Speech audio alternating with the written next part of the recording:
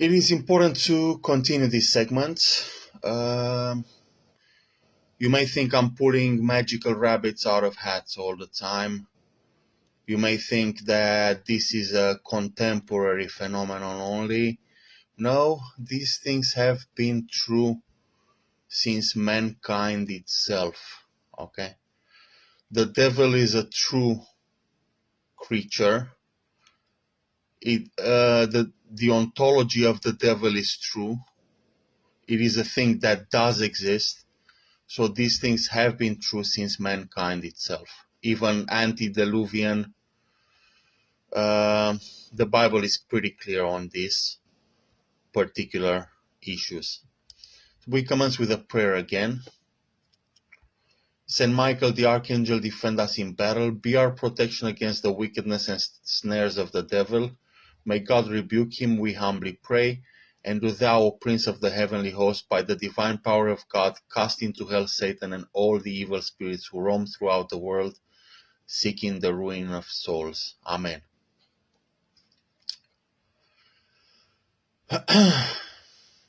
So let's start with Van Gogh. Van Gogh is out of all the people, out of all the painters I'll be talking about here, Van Gogh is the subtle one, okay?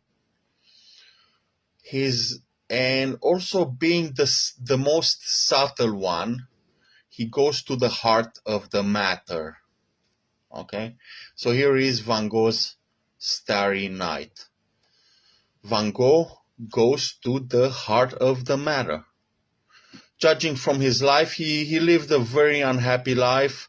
He probably was hexed and cursed all over the place. But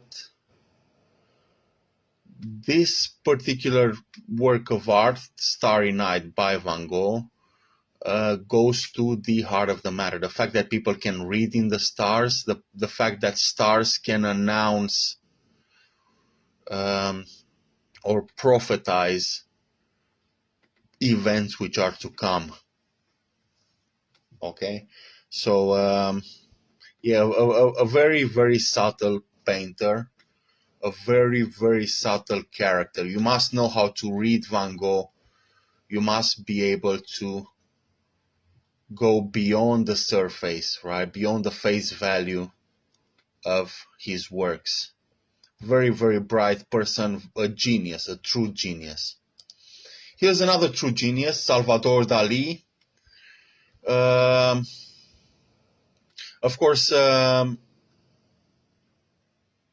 judging, okay, so I don't know their time periods. I'm not a master of this, but I can read their paintings. I don't know their time period, so I guess it's a mistake to compare Van Gogh with Dali since they haven't lived in the same period. But I compared their message, right? I compared their the message which they are trying to convey. Dali is not so subtle. Dali is very much in your face, guys. It's hidden, it's true. It's hidden behind a sort of a surrealistic kind of flair, right? There's surrealism behind Dali, and that kind of hides his message. But his message is against Freemasonry. Okay, so here it is, the great masturbator and disintegration of the persistence of memory. This is torture.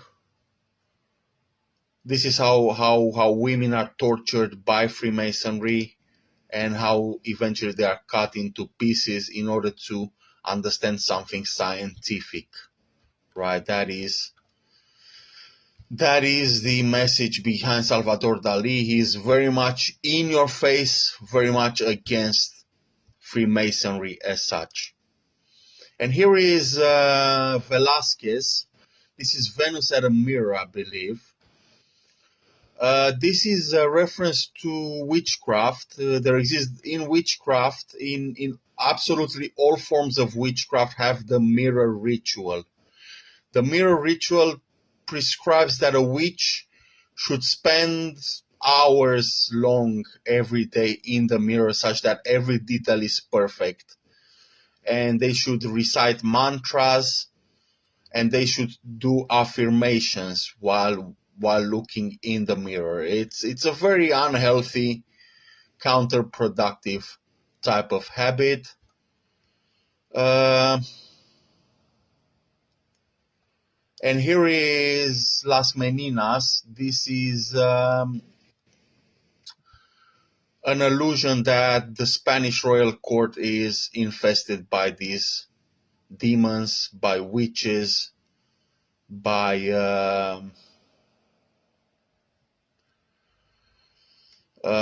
people dedicating themselves to witchcraft. Okay, so I guess Velazquez was a benevolent spirit on this one. He tried to save the children in question from witchcraft influence. And last but not least, we have Francisco de Goya, who attacked this theme frontally. On his Wikipedia page, it is said that Goya hated the Inquisition. I'm not that sure about that. Yes, there were Inquisition trials. Yes, Goya was an observer. Here it is, the naked Maha. Goya was simply an observer, guys. Goya was the artist, he was an observer, and we are happy to have his work today. We are happy that his work survives to this day so that we can understand the phenomenon of witchcraft as it evolved since the Middle Ages.